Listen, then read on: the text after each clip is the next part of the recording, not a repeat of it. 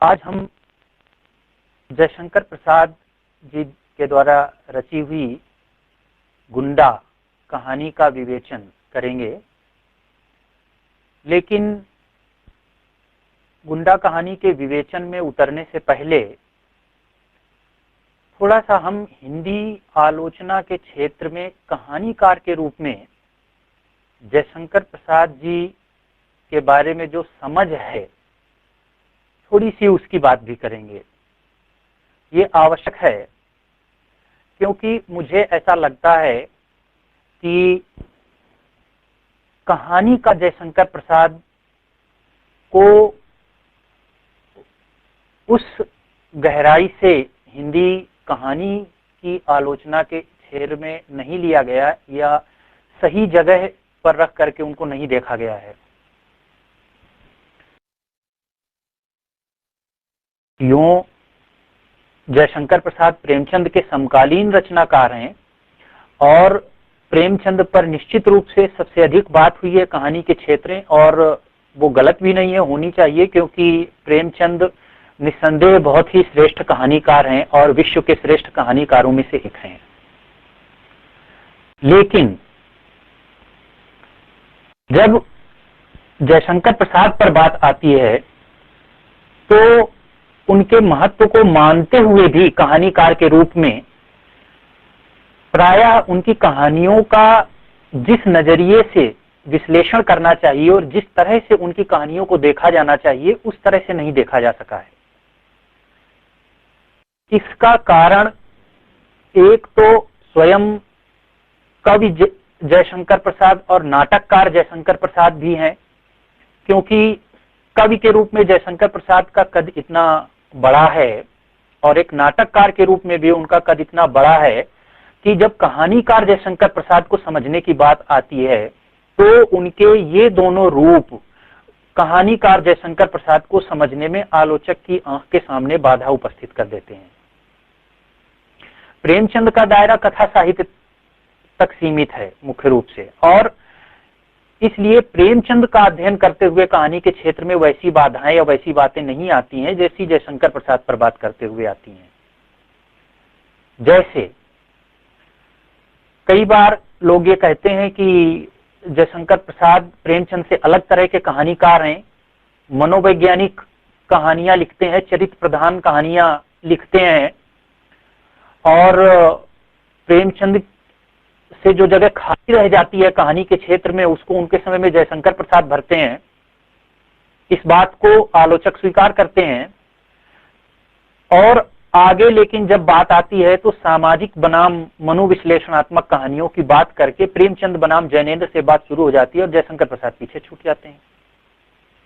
जयशंकर प्रसाद की कहानियों पर बात करते हुए ये भी आरोप लगता है कि जयशंकर प्रसाद कवि अधिक हैं और वो कहानी में भी काव्यात्मक शक्तियों की ओर झुकाव रखते हैं और धारणाओं के पीछे पीछे चलने वाली जो हिंदी आलोचना की प्रवृत्ति है उसने ऐसे पिजन होल्स तैयार कर दिए हैं, ये कविता है, ये कहानी है, और अपने ही नासमझी के कारण वो ऐसे खांचों में रख करके रचनाकारों को देखते हैं। मसलन प्रेमचंद के बारे में बात करेंगे तो ऐसा लगता है उनकी बातों से जैसे कि प्रेमचंद ने कहीं काव्यात्मक शक्तियों का प्रयोग नहीं किया है। निर्मल वर्मा पर बात आएगी तो लोग कहेंगे वो गद्य में कविता लिखते हैं।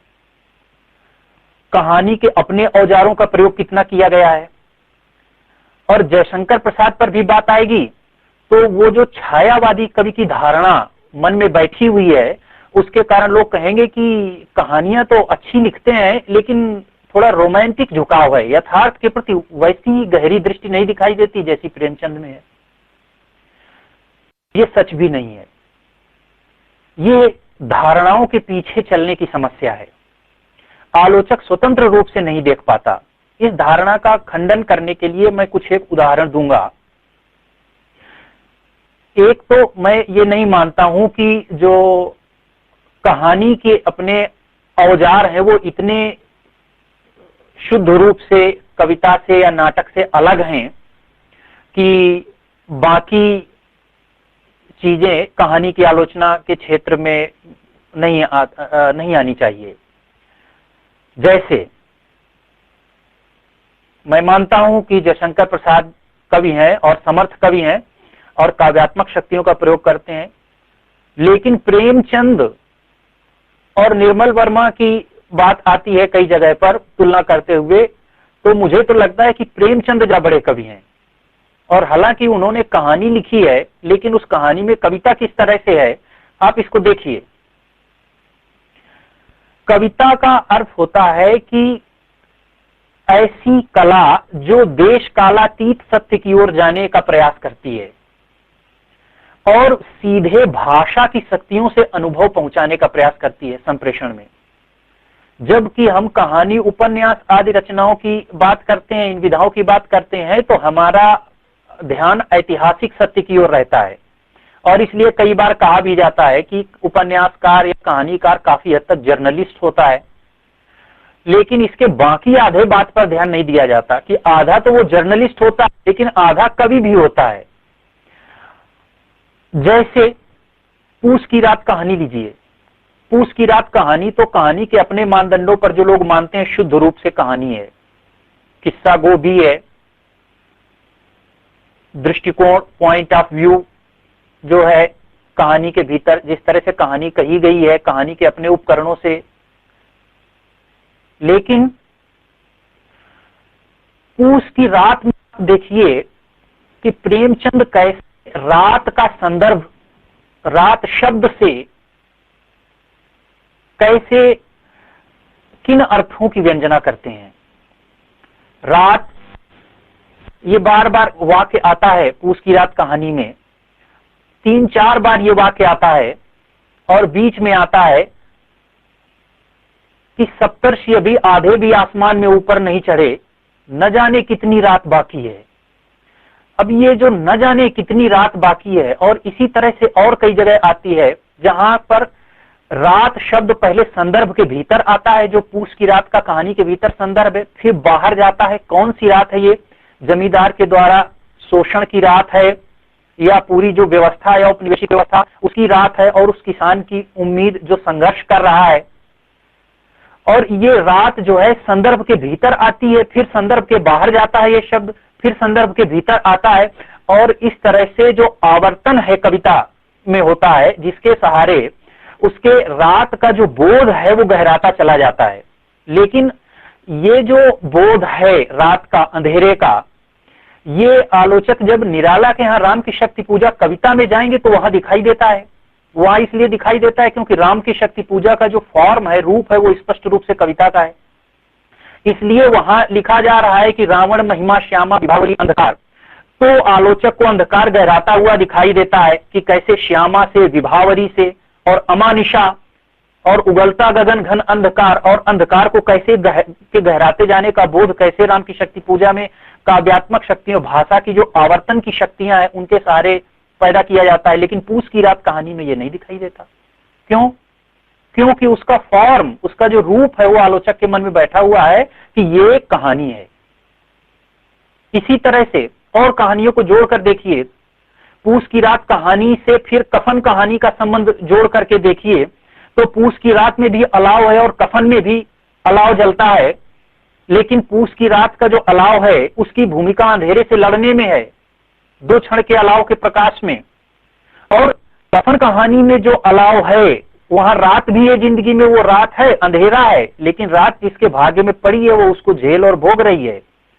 पर ये जो अलाव है, इस अलाव का संबंध किसी संघर्ष से नहीं है, ये आलू भूनकर खाने से है। और यहां हम देखते हैं कि एक ही शब्द, एक ही उसके सारे और दोनों कहानियों को पास पास रख करके देखते हैं तो हमें उस कविता शब्द की शक्ति के सारे जो अनुभव को संप्रेषित करने की शक्ति है, क्षमता है, यानी जो कविता है वो हमें दिखाई देती है। ये अलाव प्रतीक है, प्रतीक काव्य की शक्ति है, अर्थ व्यंजना की शक्ति काव्य की शक्ति है, आवर्तन की शक्ति काव्य की शक्ति है। लेकिन आवर्तन हमें भिक्षुक कविता में दिखाई देगा निराला की, तोड़ती पत्थर में दिखाई देगा, वो तोड़ती पत्थर 3 बार पंक्ति आती है। मुक्तिबोध की कविता अंधेरे में दिखाई देगा, घूम गया कई मोड़। लेकिन हमें पूस की रात में नहीं दिखाई देगा, कफन की बात करते हुए नहीं दिखाई देगा।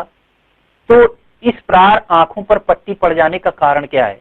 ये कारण यही है कि हमारे ऊपर जो साहित्य विधा के रूप हैं उनकी पट्टी चढ़ जाती है आंखों पर, और जयशंकर प्रसाद पर बात करते हुए यही पट्टी चढ़ गई है कि ये तो कवि है मूल रूप से, इसलिए इनकी जो कहानियां उनमें भी रोमांटिक दृष्टिकोण कवि है और छायावादी कवि है। तो छायावादी कवि है तो रोमांटिक दृष्टिकोण तो आवश्यक है और वो होगा जरूर कहानियों में, इसलिए यथार्थ की वैसी अभिव्यक्ति नहीं होगी इनकी कहानियों में। और वो पट्टी आंख पर चढ़ी हुई है जहां हमें काव्यात्मक शक्तियों का प्रयोग दिखाई देता है, हाँ बस ये आ गया कहानी के भीतर कवि। तो ये समस्या जयशंकर प्रसाद की कहानियों के विवेचन में हिंदी आलोचना के क्षेत्र में बनी हुई है। कुछ मामलों में यथार्थ की समझ प्रेमचंद से भी आगे बढ़ी हुई जयशंकर प्रसाद में दिखाई देती है। मैं सारे क्षेत्रों की बात नहीं कर रहा हूं, निस्संदेह प्रेमचंद बहुत महान कहानीकार हैं, लेकिन कुछ क्षेत्रों में जैसे जो कवि की शक्ति है और अतिशय संवेदनशीलता है जयशंकर प्रसाद में, उसको आलोचक रोमांटिक दृष्टिकोण भावुकता कहकर के खारिज नहीं कर सकते। प्रेमचंद की कहानियों में दलितों की, किसानों की कहानियां बेशक ज्यादा है प्रेमचंद के यहां, लेकिन प्रेमचंद के यहां यह भी सही है कि कैनवास काफी बड़ा है और ये सारे वर्ग शोषित वर्ग हैं और शोषित वर्गों की कहानियां प्रेमचंद ने कही है, किसानों की, मजदूरों के संघर्ष की, जाति व्यवस्था में जो शोषित हैं उनकी कहानियां, ये सारी कहानियां, ये विषय वस्तु प्रेमचंद की है बेशक, लेकिन ये सारे के सारे वर्ग ऐसे हैं जो प्रधान रूप से प्रेमचंद की कहानियों में मौजूद हैं, जो परिभाषित हैं, कम से कम अपरिभाषित नहीं है। चाहे वो वर्ण व्यवस्था के ढांचे में हो, जाति व्यवस्था के ढांचे में हो, ये परिभाषित वर्ग हैं। लेकिन प्रसाद की दृष्टि उन चरित्रों की भी ओर जाती है जो अपरिभाषित रह जाते हैं। जैसे मधुआ कहानी आप देखिए, एक होमलेस, शेल्टरलेस, एक ऐसे चरित्र की कहानी है, बेघर है, कोई नहीं है उसका, किसी परिभाषा के दायरे में नहीं आता।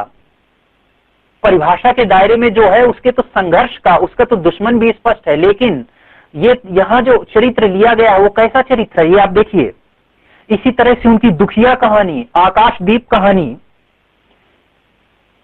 उसकी चंपा, ममता, मधुआ, ये सारी की सारी कहानियां, ये कहानियां ऐसे ही चरित्रों की कहानियां हैं। फिर उनकी कहानियों का में आप एक विशेष चीज देखेंगे, जैसे सुनहला सांप कहानी में सपेरे हैं, रामू और नेरा, चूड़ी वाली कहानी, बिसाती कहानी, घीसू कहानी, मंदिर के सामने के भिखारी घीसू और बिंदो, इंद्रजाल कहानी के कंजर समाज की बेला, छोटा जादूगर कहानी का जो बालक नट है। इसमें कई सारे ऐसे जनजाति समाज जो घुमंतु समाज हैं, जो हिंदू समाज के ढांचे में ही नहीं आते हैं और जो अपरिभाषित से रहते हैं, ऐसे चरित्रों की ओर कवि की दृष्टि जाती है और उनमें सौंदर्य देखना, उनके जीवन के छिपे हुए दुख का उद्घाटन करना और पूरी विडंबना का उद्घाटन करना। और हम ये देखते हैं कि ऐसी दृष्टि तो किसी की नहीं गई है, प्रेमचंद की भी नहीं। तो ये जो विशेषता है ये सिर्फ जयशंकर प्रसाद की कहानियों में प्रधान रूप से दिखाती है, और ऐसी बहुत सारी कहानियां हैं जयशंकर प्रसाद के यहाँ। तो इसलिए मैं कहना चाहता हूं कि एक तो प्रसाद के कहानीकार व्यक्तित्व का मूल्यांकन करते हुए उनका कवि व्यक्तित्व आड़े नहीं आना चाहिए। दूसरे, कहानी में औजार सिर्फ कहानी के नहीं होते हैं, कला का ऐसा आत्यंतिक विभाजन नहीं किया जा सकता है जैसे कि कथानक है, पात्र की अवधारणा है, ये सारी नाटक के विवेचन से आई हैं। इसी तरह से प्रतीक है, रूपक है, भाषा की जो अर्थापन की शक्तियां हैं, ध्वनन की शक्तियां हैं, ध्वन्यात्मकता है, ये सारी शक्तियां, आवर्तन की शक्तियां, ये सारी शक्तियां जो है वो काव्य की शक्तियां हैं। अब कफन कहानी में ऐसे चरित्र रख दिए गए हैं घीसू और माधव जो एकदम धक्का देते हैं, बाहर जिंदगी में दिखाई पड़ जाए तो कोई विश्वास भी नहीं करेगा कि ऐसे चरित्र संभव हैं। लेकिन काव्य के दायरे में हम बात करते हैं तो हम लिटरेरी डिवाइस के तौर पर डिफेमिलियराइजेशन की बात करते हैं, लेकिन यहां पर हम देखते हैं तो हम देखते हैं कि चरित्रों में भी एक तरह का डिफेमिलियराइजेशन है। ये फेमिलियर चरित्र नहीं लगते हैं, लेकिन ये स्वाभाविक हो जाते हैं कहानी में, और ये काव्य की शक्ति है, लिटरेरी डिवाइस है। तो आवर्तन का प्रयोग पूस की रात कहानी में होता है, प्रतीकों का प्रयोग, हामिद का चिमटा प्रतीक है संघर्ष के मूल्यों का, कैसे काव्य के स्तर पर उस अर्थ को रचनाकार रखता है, फिर चरित्रों के, पात्रों के, घटनाओं के नरेशन के माध्यम से एक ऐतिहासिक सत्य के रूप में भी उसको अव्यक्त करता है, फिर दोनों अर्थ एक दूसरे को प्रकाशित करते हैं, तो उस अंतिम अर्थ की ओर संकेत करते हैं, कहानी में ध्वनन करते हैं। तो इस तरह से कहानी की शक्तियां और कविता की शक्तियां दोनों का जमकर प्रयोग प्रेमचंद के यहां दिखाई देता है। इसलिए इस तरह से विवेचन किया जाना भी उचित नहीं है। तो अब हम इन दो पूर्वग्रहों से हट करके जयशंकर प्रसाद की रचनाओं का विवेचन करने की ओर बढ़ेंगे, तो हम ये देखेंगे कि जयशंकर प्रसाद की रचनाओं के कुछ ऐसे पहलू हैं कहानियों के जिन पर उतना ध्यान नहीं दिया गया है, और इसी उद्देश्य से हमने आज प्रसाद के द्वारा रची हुई गुंडा कहानी का विवेचन अपने हाथ में लिया है। यह कहानी जयशंकर प्रसाद की ऐसी कहानी है जो उनकी प्रमुख कहानियों में से एक है और ज्यादा जगह पाठ्यक्रम में भी सम्मिलित है। सबसे पहले हम इस कहानी के शीर्षक की ओर चलते हैं। इस कहानी का जो शीर्षक है गुंडा, वो बोलते ही एक नकारात्मक सामाजिक अर्थ का संकेत देता है। गुंडा शब्द से निगेटिव कोनोटेशंस, नकारात्मक अर्थ दिमाग में पैदा होते हैं, और इसके पीछे हम ये देख सकते हैं कि सजग रचनाकार मौजूद है जो पहले ही बनी हुई धारणाओं को धक्का दे करके अपनी शुरुआत करना चाहता है, और इसलिए गुंडा शब्द में एक चरित्र संबंधी विशिष्टता का संकेत भी मिलता है। ये शीर्षक ही इस चीज का संकेत कर देता है कि चरित्र के इर्द गिर्द कहानी में कुछ होगा या चरित्र प्रधान कहानी हो सकती है।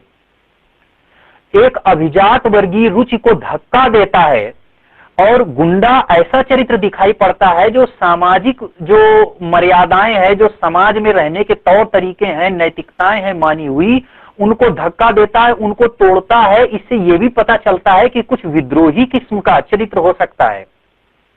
और ये सारे संकेत जो इस शीर्षक से मिलते हैं, ये पाठक में जिज्ञासा और कौतूहल की सृष्टि करते हैं। तो इस तरह से इस कहानी का जो शीर्षक है वही बहुत ही मौजू है, बहुत ही सार्थक है इस कहानी में आगे पाठक की जिज्ञासा बढ़ाने के लिए। फिर पूरी कहानी के भीतर हम देखें कौन कौन से चरित्र हैं, और उन चरित्रों में से इस कहानी का केंद्रीय चरित्र कौन है। तो कहानी के प्रमुख पात्रों में ननकू सिंह है, पन्ना है, राजा बलवंत सिंह है, वेश्या नर्तकी है दुलारी, ये प्रमुख पात्र हैं। और गौड़ पात्रों में मन्नू तमोली है, ठाकुर बोधी सिंह, कुबरा मौलवी, इत्र का व्यवसायी जान अली, दासी गेंदा, राजा चेत सिंह, मनिहार सिंह, मलूकी, लेफ्टिनेंट स्टाकर। और ये जो चरित्र है ये एक मिले जुले किस्म के कैसे समाज का दृश्य उपस्थित करते हैं ये चरित्र, उसकी भी झलक इन चित्रों में मिल जाती है। लेकिन इन सारे चरित्रों के भीतर जो कहानी की कार्य व्यापार योजना है, और शीर्षक से भी इसका संकेत मिलता है, उसके कार्य व्यापार योजना के केंद्र में गुंडा बन जाने वाला ननकू सिंह ही है। वही कहानी का केंद्रीय चरित्र है। शीर्षक भी उसी की ओर संकेत करता है और कार्य व्यापार की योजना भी उस पर केंद्रित है, इसलिए ननकू सिंह इस कहानी का केंद्रीय चरित्र है। पर पाठक के भीतर जो जिज्ञासा उठी है वो ये है कि उसको गुंडा कहा गया है, तो ननकू सिंह गुंडा कैसे है या ननकू सिंह गुंडा कैसे बना, इस बात की जिज्ञासा पाठक के अंदर पैदा होती है। और उसका ध्यान स्वभावतः ननकू सिंह के चरित्र को समझने की ओर जाता है, उसकी चारित्रिक विशेषताओं की ओर जाता है। अब हम ये देखें कि कहानीकार ने ननकू सिंह का चरित्र गढ़ने के लिए क्या तरीके अपनाए हैं। कथाकार ने एक तो वर्णन का प्रयोग किया है, दूसरे ननकू सिंह के जीवन की अतीत की घटनाओं के विवरणों का सहारा लिया है, वातावरण सृजन करने का सहारा लिया है, संवादों के माध्यम से ननकू सिंह की चारित्रिक विशेषताओं का संकेत किया है, और कार्य व्यापार का भी आश्रय लिया है। तो इन सारे तरीकों से ननकू सिंह के चरित्र को प्रकट किया गया है कहानी के भीतर। अब इसमें हम ये देखते हैं जैसे कि अतीत की घटनाओं का आश्रय लेना, ये भारतीय पुरानी जो कथा शैली है वो हमें यहाँ पर दिखाई देती है, और कार्य व्यापार आदि का आश्रय भी उसमें है और पश्चिमी शैली भी है, वो संवादों का सहारा लिया गया है। अतीत की घटनाएं ऐसे हैं कि जो उपकथा या अंतर कथा है कोई डाल दी गई, उससे उस चरित्र पर प्रकाश पड़ता है, लेकिन उस कथा का महत्व तो इतना ही है कि उस चरित्र को वो प्रकाशित करने में सहायता देती है। तो इस तरह से ननकू सिंह की चारित्रिक विशेषताएं गढ़ने के लिए कथाकार ने कई चीजों की सहायता ली है कहानी के भीतर। अब जो वर्णन करता है कवि, कहानी जिस तरह आरंभ होती है तो हम ये देखें कि कहानीकार पहले ही अनुच्छेद में ननकू सिंह का जो वर्तमान व्यक्तित्व है, जो बलिष्ठ व्यक्तित्व है, उसमें काव्यात्मक शक्तियों का आश्रय लिया है, यानी कवि शक्ति का आश्रय लिया है, क्योंकि अत्यंत बिंबात्मक वर्णन करता है और कवित्व वर्णन करता है उस वर्तमान बलिष्ठ व्यक्तित्व का ननकू सिंह के। और इसके बाद कहानी का दूसरा अनुच्छेद जो है, उस अनुच्छेद में गुंडा पंथ के उत्थान की जो सांस्कृतिक भूमि है उसको प्रस्तुत करता है, और उसको प्रस्तुत करने के लिए वो अतीत गौरव को उपस्थित करता है काशी के, और वर्तमान दुर्दशा को उपस्थित करता है, और दोनों को आमने सामने रख देता है, इसको जक्सटापोजिशन कहते हैं, आमने सामने रख देना। ये भी लिटरेरी डिवाइस है और ये भी काव्यात्मक शक्ति है। और इसलिए प्रश्न उठता है कि ऐसा क्यों रखा है, तो ऐसा रख करके वो वर्तमान दुर्दशा के बोध को गहराता है और एक तरह की का संकेत कहानी के लिए आगे पैदा करता है, क्योंकि पहला अनुच्छेद जब आता है और उसके बाद दूसरा अनुच्छेद आता है तो दोनों एकदम परस्पर असंबद्ध लगते हैं, क्योंकि पहले अनुच्छेद में तो एक व्यक्ति का वर्णन किया गया है, दूसरे अनुच्छेद में सीधे कहानीकार उससे बगैर कोई संबंध बताए काशी की वर्तमान दशा का और उसके पुराने सांस्कृतिक गौरव पर बात करना शुरू कर देता है। लगता है इनमें कोई संबंध नहीं है, लेकिन वो संबंध कहा नहीं गया, संकेतित छोड़ दिया गया है, क्योंकि जो ननकू सिंह का कार्य व्यापार है उसकी सांस्कृतिक भूमि की व्याख्या करने के लिए इसको उपस्थित किया गया है, और वो व्याख्या पर्याप्त विश्वसनीयता तब तक नहीं लेती जब तक कि काशी की जो वर्तमान संस्कृति है उसकी दुर्दशा का गहराया हुआ अनुभव उस नहीं रचनाकार पैदा करता, तब तक ये संभव नहीं था। तो इसलिए यहां जक्सटापोजिशन है, आमने सामने किया गया, और पहले और दूसरे अनुच्छेद को भी आमने सामने किया गया है, रखा गया है, और इस तरह से सांस्कृतिक पृष्ठभूमि में ननकू सिंह के कार्य व्यापार की भूमिका प्रस्तुत कर दी गई है। कहानी का जो तीसरा अनुच्छेद है वो ननकू सिंह के गुंडा बनने के पीछे व्यक्तिगत मनोविज्ञान के आधार को सामने रखता है। तो इस तरह से हम ये देखते हैं कि ननकू सिंह के चारित्रिक विशेषताओं के लिए रचनाकार ने किस तरह से दो पृष्ठभूमि का सृजन किया है। अब इस कार्य व्यापार की सांस्कृतिक भूमि वो कैसे सामने लाता है कि काशी के सांस्कृतिक पतन और न्याय तथा बुद्धिवाद की निराशापूर्ण पराजय और उसके अतीत गौरव, इन दोनों के द्वंद्व से वो इस बात को स्पष्ट करता है कि किस तरह से काशी में सिंह वृत्ति वाले गुंडा पंथ और उसके नेता ननकू सिंह का उदय हुआ, और स्टाकर और कुबरा मौलवी के चरित्रों के द्वारा पतित हिंदू गौरव के वातावरण को चित्रित किया गया है, उसको गहराया गया है। वेश्याओं, तमोली, सुरमे के दुकानदार के विवरणों के द्वारा तत्कालीन सांस्कृतिक जीवन का चित्र उपस्थित किया गया है। काशी के प्राचीन गौरव और राज परिवार की रक्षा के लिए ननकू सिंह पूरी दृढ़ता से लड़ते हुए जान दे रहा है। लेकिन यदि गुंडा पंथ के उदय की सांस्कृतिक भूमि ही इस कार्य व्यापार के पीछे थी, तो जो दूसरे गुंडे थे, हिम्मत सिंह आदि, उन लोगों ने भी उसी वीरता से जान क्यों नहीं दे दी, यह सवाल अनुत्तरित रह जाता है। तो इस तरह से रचनाकार सांस्कृतिक है, उसके बोध को गहराता है, उसके कार्य व्यापार का जस्टिफिकेशन उसके भीतर प्रस्तुत करता है, लेकिन सवाल भी पैदा कर देता है दूसरे चरित्रों को देख करके कि ननकू सिंह ने इतनी वीरता से जान दे दी, उस कल्ट के दूसरे लोगों ने क्यों नहीं। और इस तरह से फिर कहानी एक रहस्य बढ़ा देती है आगे, और तब हम कार्य व्यापार की, जो ननकू सिंह का कार्य व्यापार है, कहानी के भीतर जो कार्य व्यापार की एकता है, तो उसकी ननकू सिंह के कार्यों की मानसिक भूमि की ओर हम देखते हैं। तो तीसरे अनुच्छेद पर हम जाते हैं। वहां तीसरे अनुच्छेद का पहला वाक्य ननकू सिंह के गुंडा बनने के मनोवैज्ञानिक आधार को सामने रखता है। महाराजा बलवंत सिंह द्वारा प्रतिष्ठित जमींदार ननकू सिंह के सामने ही उसकी प्रेमिका पन्ना को छीन लेना और उससे विवाह कर लेना ननकू सिंह के गुंडा बनने का कारण बना। पन्ना संगीत और भजन में मन लगाकर काफी हद तक इस घाव से उबर सकी, ननकू सिंह क्यों नहीं? तो फिर से हमें रहस्य ये होता है कि क्या ननकू सिंह के चरित्र के भीतर ऐसी कौन सी बात थी कि ननकू सिंह इस घटना से गुंडा बना, और इस तरह से उसके भीतर हमारी रुचि बढ़ती जाती है और हम ननकू सिंह की चारित्रिक बनावट को समझने के लिए बेचैन हो जाते हैं।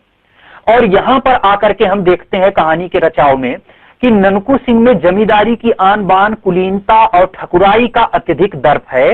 इसकी सूचना देने के लिए ही कहानी में बोधी सिंह प्रकरण की योजना की गई है। ननकू सिंह कहता है कि जिस दिन ननकू सिंह किसी से जुआ खेलने लगे उधार लेकर के, उसी दिन समझना वो मर गए। इस प्रकार के वाक्य यही बताते हैं कि उसका पौरुष संबंधी अहंग, उसकी आन बान, इनका बोध बहुत बढ़ा चढ़ा है। तो जब ये अहंग बुरी तरह कुचला गया तो इसके क्या परिणाम हुए होंगे, ये जिज्ञासा हमारे भीतर पैदा होती है। और तब हम देखते हैं कि कार्य व्यापार के भीतर ननकू सिंह का चरित्र किस तरह से दिखाई देता है, ननकू सिंह क्या कार्य करता है। तो पूरी कहानी से हम ऐसे अंश छाटें, ननकू सिंह का एक चरित्र हमारे भीतर हमारे बोध में उभरता है कि ननकू सिंह अत्यंत महान चरित्र है और उसकी महानता है वो उस पर हमारा ध्यान केंद्रित होता है। और सवाल उठता है कि क्या कहानी के भीतर कौन कौन से अंश ऐसे हैं जिससे पता चलता है कि ननकू सिंह महान चरित्र है या उसमें महानता है। तो कहानी का पहला ही अनुच्छेद ननकू सिंह के व्यक्तित्व को एक गरिमा देता है। कहानी का दूसरा अनुच्छेद उसको सांस्कृतिक गरिमा देता है। इसके अलावा कार्य व्यापार से दिखाई देता है कि ननकू सिंह साहसी है। जब जान देने की बात आती है काशी के लिए तो हिम्मत सिंह आगे नहीं बढ़ते, हिम्मत सिंह को वो फटकार करके काशी की आन बान की रक्षा के लिए अकेला ही चल देता है। कहानी के अंत में वो निर्भीक, बलिदानी, प्रखर योद्धा के रूप में दिखाई देता है। पन्ना की रक्षा करता है, राज परिवार की रक्षा करता है और काशी की मर्यादा की रक्षा करता है और जान दे करके ये रक्षा करता है। पूरे कहानी के भीतर वो गरीबों, असहायों, स्त्रियों की रक्षा में अपना सर्वस्व निछावर कर देता है। ऐसा बलिदानी, ऐसा वीर, ऐसा साहसी चरित्र। और प्रेमी ऐसा कि पन्ना से एकनिष्ठ प्रेम में चिरकुमार ही रह जाता है, यानी एक बार प्रेम किया तो किया और उसके बाद वो पूरा जीवन पन्ना से के प्रेम में ही रहता है, भले ही पन्ना उसके जीवन में नहीं उपस्थित रहती उस रूप में। तो ये सारी चीजें दिखाती हैं कि ननकू सिंह एक अत्यंत महान चरित्र है। अब इसके बाद कहानी को हम और बारीकी से पढ़ते हैं तो कहानी के भीतर कुछ ऐसे अंश दिखाई देते हैं जिनसे लगता है कि ये ननकू सिंह की ये जो महानता है क्या केवल दिखाऊ है। जैसे कहानी के भीतर के कुछ वाक्य देखिए, जीवन की किसी अलभ्य अभिलाषा से वंचित होकर जैसे प्रायः लोग विरक्त हो जाते हैं, ठीक उसी तरह किसी मानसिक चोट से घायल होकर एक प्रतिष्ठित जमींदार का पुत्र होने पर भी ननकू सिंह गुंडा हो गया था। जब कभी लोग कोठे के ऊपर चलने के लिए कहते तो वो उदासी की सांस खींचकर चुप हो जाता। मर जाने के लिए सब कुछ तो करता हूं पर मरने नहीं पाता। मैं चिरकुमार अपनी एक प्रतिज्ञा का निर्वाह करने के लिए सैकड़ों असत्य अपराध करता फिर रहा हूं। क्यों? तुम जानती हो मैं स्त्रियों का घोर विद्रोही और पन्ना, किंतु उसका क्या अपराध? अत्याचारी बलवंत सिंह के कलेजे में बिछुआ मैं न उतार सका। अब ये जो वाक्य है, 3 वाक्य, ये दिखाते हैं कि एक तो ननकू सिंह की जो उदासीनता है वो उस प्रकार का वैराग्य नहीं है जैसा सन्यासी का होता है। जिंदगी में किसी चीज की चोट पड़ी, मानसिक चोट से घायल हो गया और उससे उत्पन्न जो वैराग्य है वो वैराग्य बाहर से है, इच्छा भीतर मौजूद है। क्योंकि उदासी की सांस खींचकर चुप हो जाता और स्त्री की ओर आकर्षण होता है लेकिन जाता नहीं। चिरकुमार क्यों है? जो मर जाने के लिए सब कुछ करता है लेकिन मरने नहीं पाता, तो बलिदान देता है तो वो क्या वो बलिदान है? मर जाने के लिए सब कुछ करता है। तो ये जो वाक्य हमें दिखाते हैं वो उसके उस व्यक्तित्व पर संदेह पैदा करते हैं, लगता है इसके पीछे कुछ है। और इस तरह से ननकू सिंह के चरित्र को लेकर के कुछ प्रश्न पैदा होते हैं। जैसे इन दोनों इस तरह के वाक्यों को हमने कहानी में छांटा और उन वाक्यों को छांटने से ननकू सिंह के चरित्र को लेकर के कुछ प्रश्न पैदा होते हैं। आप इन प्रश्नों को देखिए, मैं एक एक करके इन प्रश्नों को पढ़ता हूं। ये प्रश्न उस द्वंद्व से पैदा होते हैं जो दो विरोधी बातें ये वाचित करते हैं ननकू सिंह के चरित्र के बारे में। तो पहलवानों सा बलिष्ठ शरीर, जिसका पहले अनुच्छेद में वर्णन किया गया है, वो बनाना वीरता की प्रवृत्ति है या अपनी ही नजरों में अपनी नपुंसक छवि से उबरने की चेष्टा है? दूसरा प्रश्न ये उठता है कि जो अपनी प्रेमिका की रक्षा नहीं कर सका, वो सारी काशी की स्त्रियों और कमजोरों की रक्षा का व्रत क्यों लेकर के घूमता है? तीसरा प्रश्न ये उठता है कि जो वो दोनों हाथ खोल करके संपत्ति लुटाता घूमता है, वो क्या वैराग्य है या कुंठा और मनः ग्रंथियों के कारण भोग न कर पाने का असामर्थ्य है? कमजोरों और स्त्रियों की रक्षा का जो व्रत लिया हुआ है, उसने क्यों लिया है ऐसा व्रत? वो व्रत यदि लिया है सहज स्वाभाविक है, तब तो वीरता होती, लेकिन जो वो व्रत लिया है, क्या वो वीरता है? या जो उसका दमित हत दर्प पौरुष है, उससे उत्पन्न स्फीत अहं की तुष्टि करता है उससे, यानी वो वीरता नहीं है, वो वीरता के छिपाव में कुछ और है। और ये भी प्रश्न उठता है कि चिरकुमार रह करके किसी स्त्री की ओर आंख उठाकर न देखना, ऐसे शब्द का प्रयोग करता है वो दुलारी से अपने लिए। तो ये जो है, ये पन्ना से एक निष्ठ प्रेम समझा जाए या स्वयं से लिया जाने वाला प्रतिशोध समझा जाए? क्योंकि अगर ये एकनिष्ठ प्रेम है, तब तो उदासी की सांस खींचने का कोई कारण ही नहीं दिखाई देता। और जब उदासी की सांस खींचकर चुप हो जाता, तो इससे संदेह होता है कि कहीं ये स्वयं से लिया जाने वाला प्रतिशोध तो नहीं है। फिर आगे ये प्रश्न उठता है कि अगर ऐसा है, तो फिर ननकू सिंह का जो बलिदान है, वो बलिदान है या आत्महत्या है? और अगर हम उसको आत्महत्या कहें, तो ननकू सिंह की आत्महत्या, जैसे कि वो कहता है जान देने के लिए घूमता फिरता हूं, जाती ही नहीं जान किसी तरीके से, तो आत्महत्या पन्ना की रक्षा के लिए दिया गया बलिदान थी या स्वयं से लिया गया ऋण शोध थी? और अगर ऐसी स्थिति है कहानी में जो नहीं दिखाई देती ऊपर से, तो फिर जो ननकू सिंह मरा, तो उस मरने से मुक्त कौन हुआ? पन्ना मुक्त हुई या पन्ना की प्रेत छाया से ननकू सिंह मुक्त हुआ?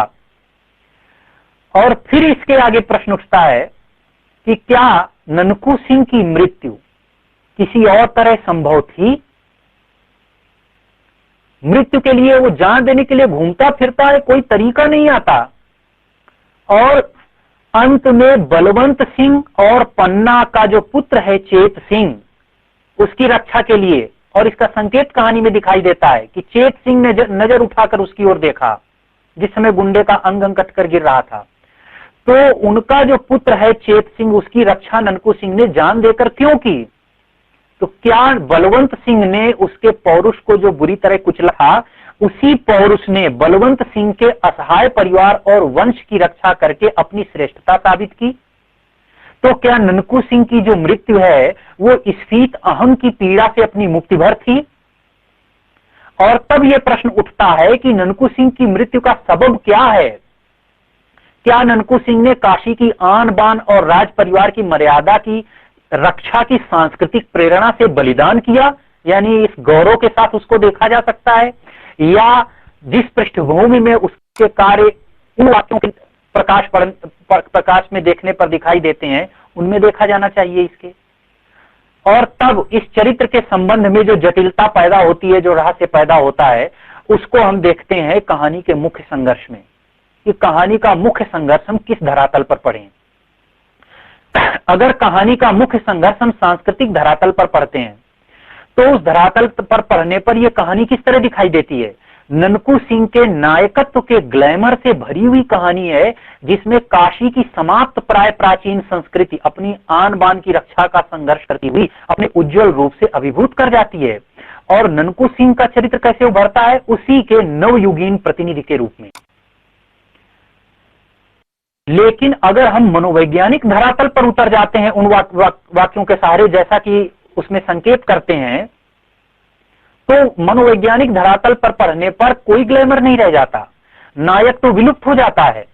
हतदर्प पौरुष का शिकार एक छटपटाता हुआ चरित्र दिखाई देता है, जो अपनी ही किसी छवि से मुक्ति के लिए प्रयत्नशील है, और वो जान देकर पन्ना की आंखों में अपने प्रति खोया हुआ विश्वास हासिल करता है। लेकिन पन्ना तो उस पुरानी बात पर सोचने का कारण भी लगभग निरर्थक पाने लगी थी। कहानी के भीतर एक वाक्य में यह भी संकेत है। तो फिर क्या माना जाए कि ये जो इतनी ज्यादा समस्या ननकू सिंह के अंदर थी, ये उसके अपने ही मानस से उपजा विभ्रम थी पन्ना को लेकर के? और इस तरह से ये जो पूरी कहानी है, वो क्या कहानी ननकू सिंह की स्वयं से मुक्ति की कहानी है? और जब ये दोनों धरातल आमने सामने उपस्थित होते हैं तो क्या संकेत करते हैं? क्या कहानीकार दोनों में से किसी एक का पक्ष लेता दिखाई पड़ता है कि सांस्कृतिक धरातल पर उसके कार्य व्यापार को रखकर देखा जाए, या मनोवैज्ञानिक धरातल पर उसके कार्य व्यापार को रखकर देखा जाए? और कहानीकार स्वयं न कह करके ननकू सिंह के प्रति दोनों विरोधी दृष्टिकोणों को गेंदा और दुलारी नामक दो पात्रों के संवाद के रूप में सामने रखता है। तो क्यों रखता है? कहानीकार कुछ अपनी तरह नहीं कहना चाहता। और अब हम कहानी के अंत की ओर आते हैं। कहानी का अंत कैसे किया गया है? कहानी के संघर्ष का संबंध कहानी के अंत के साथ ही होता है। अंतिम दृश्य में अविचलित खड़ा ननकू सिंह काशी के राज परिवार की रक्षा करता हुआ जान दे देता है। ये कहानी का अंत है। और अंतिम वाक्य आता है, वो काशी का गुंडा था। और इसमें अपनी परंपरा पर गर्व का संकेत है काशी की, या ये विडंबना है कि जिस काशी में लोग उसे गुंडा कहते थे, ये भी वाक्य दूसरे अनुच्छेद के अंत में आता है, उसी की आन बान की रक्षा के लिए उसने जान दे दी। यानी सांस्कृतिक पृष्ठभूमि पर भी क्या उसके कार्य को उस तरह से वो देख सकता था? और तब पहले अनुच्छेद, दूसरे अनुच्छेद और अंतिम अनुच्छेद के अंतिम वाक्यों पर ध्यान दें। यहां फिर काव्यात्मक आवर्तन शक्तियों का सहारा लिया गया है। पहले अनुच्छेद के अंत में वाक्य आता है, वो गुंडा था। दूसरे अनुच्छेद के अंत में वाक्य आता है, उन्हें लोग काशी में गुंडा कहते थे। और अंतिम वाक्य कहानी का है, वो काशी का गुंडा था। और कार्य व्यापार के साथ में चरित्र की ये बदलती हुई छवि क्या संकेत करती है?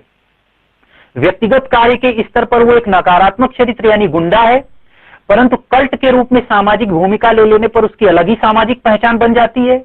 वही चरित्र जब काशी के लिए जान दे देता है तो आदरपूर्वक काशी का गुंडा बन जाता है। तो चरित्र है क्या असल में? क्या चरित्र केवल देखने का ढंग है? यानी परिप्रेक्ष्य अगर बदल दिया जाए तो क्या कार्य व्यापार चरित्र इन सबके अर्थ बदल जाते हैं? अनुभव ही बदल जाता है? क्या सारी चीजें केवल देखने का ढंग है, जिसे हम पॉइंट ऑफ व्यू की समस्या कहानी में कह रहे थे, दृष्टि बिंदु? और इस सांस्कृतिक पृष्ठभूमि की योजना क्यों की गई है? अगर इसको केवल मनोवैज्ञानिक स्तर की कहानी कहना होता तो एक सपाट कहानी होती कि ननकू सिंह इन कारणों से गुंडा बन गया, उसकी प्रेमता छीन ली गई और अंत में फिर इस तरह से उसके चरित्र का उद्घाटन हुआ जा करके, और सांस्कृतिक भूमिका उसकी कहानी की छोड़ ही दी जाती, लेकिन कहानी गहरी हो जाती। सांस्कृतिक पृष्ठभूमि की योजना क्यों की गई है? तो क्या इससे सवाल उठता है कि व्यक्तिगत दायरे में मुक्ति की संभावना प्रसाद जी नहीं देखते, या ननकू सिंह आत्महत्या को सांस्कृतिक अर्थ देना वो अनिवार्य समझते हैं? क्या ध्वनित करती है कहानी कि ननकू सिंह की आत्महत्या का जो मोटिव है मनोवैज्ञानिक धरातल पर वो अधिक सच है, या उसके बलिदान का सांस्कृतिक प्रयोजन है जो कॉन्शियस लेवल पर, जो सचेत स्तर पर समझा जा रहा है, वो अधिक सही है? और तब ये कहानी जटिल आधुनिक युग की कहानी के रूप में उभरती हुई दिखाई देती है। और इससे जुड़े हुए और भी कई सवाल तब उभरते हैं कि यह कहानी सामंतवाद के पतन के बारे में, जो हीरोइज्म है उससे जुड़ा हुआ, और आधुनिक पूंजीवाद के प्रसार के बारे में क्या संकेत करती है? जैसे गुलेरी की कहानी, उसने कहा था मैं लहना सिंह का हीरोइज्म है, क्या इसको उस तरह के हीरोइज्म के रूप में पढ़ा जा सकता है? या प्रेमचंद की कहानी, उसने कहा था मैं हल्कू का जो संघर्षशील हीरोइज्म है, क्या प्रेमचंद की जो कहानी है पूस की रात, उसमें जो हल है उसके हीरोइज्म की तरह पढ़ा जा सकता है? तो क्या जो उस युग की जो कहानी थी संक्रमण काल की, उसमें प्रसाद की कहानी को किस जगह पर रख करके देखा जाए? अंत में हम इस सवाल की ओर बढ़ते हैं कि गुंडा कहानी की थीम क्या है?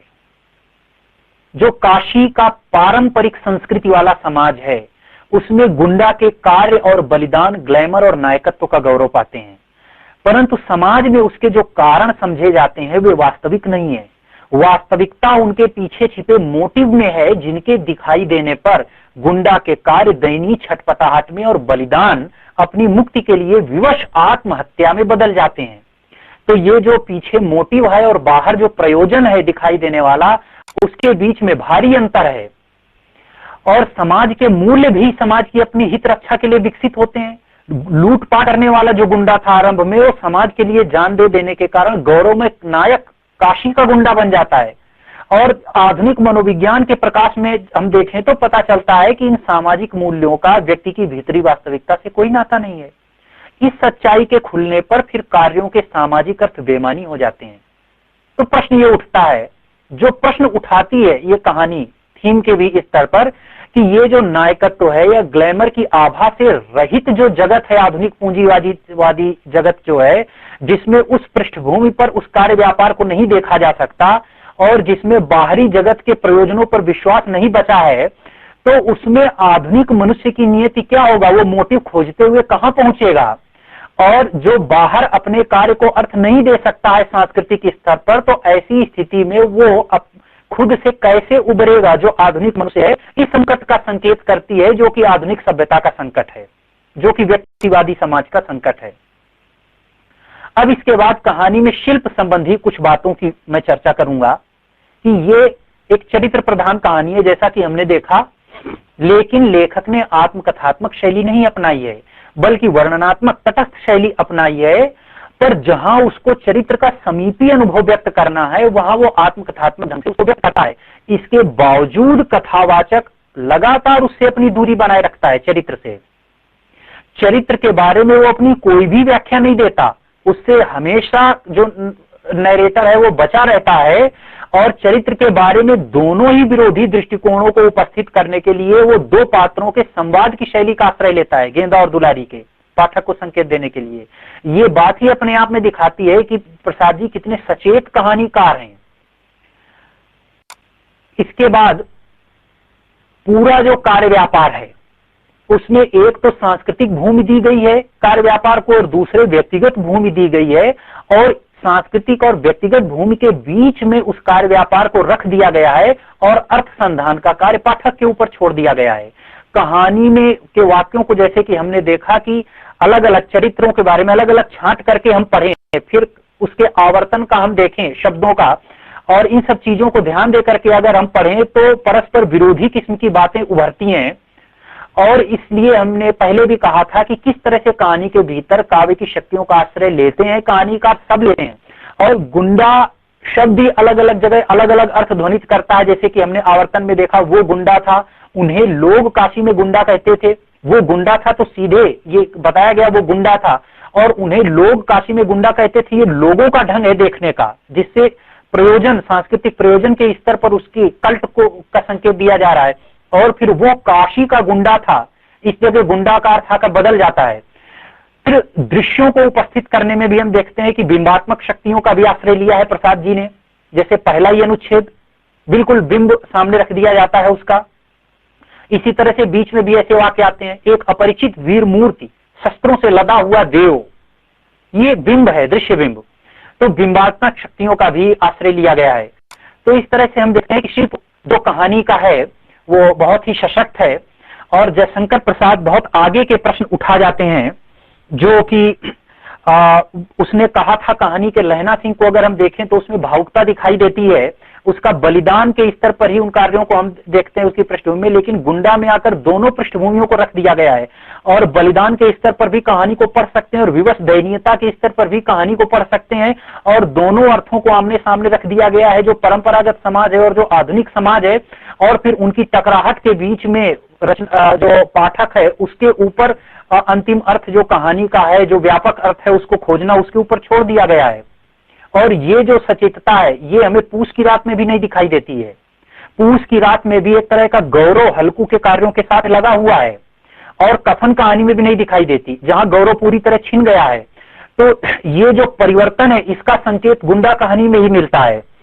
और इस तरह से हम ये देखते हैं कि प्रसाद जी जो आधुनिक युग की व्यक्तिवाद की समस्या है और जो परंपरागत समाज में जिस तरह से आधुनिक मनोविज्ञान के नजरिए से न देख करके बाहरी तरीके से कार्य व्यापार को देखा जाता था, केवल प्रयोजन के स्तर पर देखा जाता था, तो उस स्तर पर जो समस्या है तो उन सब को दिखाती है। तो हम ये देखते हैं कि उस पूरे दौर की, उस संक्रमण काल की प्रतिनिधि कहानी है गुंडा, और आगे के समय का भी संकेत कर देती है कि क्या इस तरह से किसी के कार्य को देख पाना संभव होगा, क्या ननकू सिंह के कार्य को बलिदान की तरह देख पाना संभव, आगे प्रेम के लिए बलिदान को क्या क्या समझा जाएगा, यानी क्या उसको बलिदान की तरह देखा जा सकेगा उस प्रकार के कार्य को, क्या हीरोइज्म बचेगा, क्या ये आत्महनन नहीं माना जाएगा, क्या ये बलिदान सेल्फ सैक्रिफाइस की इंस्टिंक्ट भर तो नहीं मान ली जाएगी, और इस तरह से इन कार्य व्यापार को नए युग में क्या अर्थ मिलेगा। और यही हम आगे जाकर बदलाव देखते हैं जब अज्ञे की कहानी हम पढ़ते हैं, पठार का धीरज, जिसमें किशोर और प्रमीला का प्रेम हम देखते हैं, और उसमें हम ये देखते हैं कि हीरोइज्म दिखाई नहीं देता। वो कहता है वो तो अपनी छाया ही प्रेम कर रहा था, वास्तविकता तो कुछ और है। और राजेंद्र यादव की कहानी छोटे छोटे ताजमहल देखें, और आगे के दौर में हम पढ़े महेंद्र भल्ला, मोहन राकेश, निर्बल वर्मा और उषा प्रियंवदा तक आ जाते, वो जो अलगाव है, दूरी है, और उस रूप में जो कार्य व्यापार को न देख पाने की जो स्थिति है वो स्पष्ट हो जाती है। तो इसका संकेत गुंडा कहानी में ही मिल जाता है, और ये हम देखते हैं कि वो परंपरा पूरी चली आती है। और कई लोग कहते हैं कि प्रसाद की परंपरा कम चली, केवल प्रेमचंद जी की परंपरा चली। प्रेमचंद की परंपरा तो चली निस्संदेह, लेकिन प्रसाद के हम देखें जिन चीजों का संकेत कर रहे हो, कैसे आधुनिक युग की उस समस्या का उद्घाटन करती है जिसमें कहानी की मुख्य धारा आगे बढ़ती है। तो इस तरह से हम ये देखते हैं कि कहानी का विवेचन करते हुए हमें खांचों में अपने दिमाग को नहीं बांधना चाहिए, बल्कि जो उपकरण है, काव्य के हैं, नाटक के हैं, कहानी के उपकरण, वो सब उपकरण रचनाकार उठाता, और सशक्त रचनाकार जो है वो जितने भी प्रकार के उपकरण होते हैं वो अंततः तो रचनाकार है, कलाकार है। इसलिए जो अंतिम रूप है वो तो कहानी का है, उसके भीतर उनका उपयोग किया गया है। लेकिन ये इस बाधा से हम तभी मुक्त हो सकते हैं अगर हम ये अपनी दृष्टि को पिजन होल में बांधना छोड़ दें, तो हम जयशंकर प्रसाद जी की कहानियों का, उनके पूरे दायरे का सही मूल्यांकन कर सकते हैं। धन्यवाद।